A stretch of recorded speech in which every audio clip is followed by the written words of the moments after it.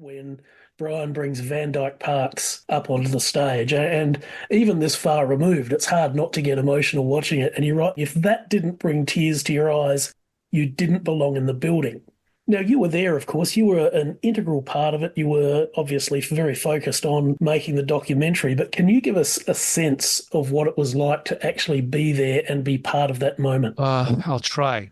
So, because we were making the documentary, and if you think of a film as having three acts, whether it's a narrative film or a documentary film, it's got three acts. So we were making a film where we did not know the ending. Yep. One of the things that surprised me in putting together the book was, and I had to read it a lot of times. Every time we'd make a change here and a change there, I'd get a new PDF back from the publisher. But this thing that shocked me, because early in the book, I talk about this book as a celebration of something that happened in 2004. But as one is reading those pages leading up to the first show, I'm reading it like I'm on the edge of my seat. Like, is he or isn't he? What's going to happen? And that Yes. kept surprising me that there was this dramatic Yes. question mark, because I know it was there when we were waiting backstage.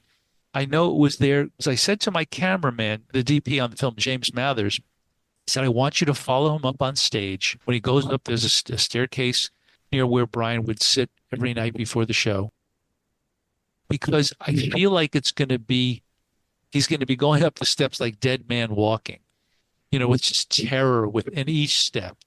Mm. And then I want you to follow behind him as he, well, we don't know what he's going to do, but let's be behind him so we see the audience.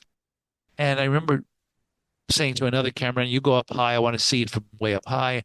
I think, oh, I'm a director. I didn't know that. It's like I had a whole bunch of directing credits, but it was the first time I really felt like I was directing.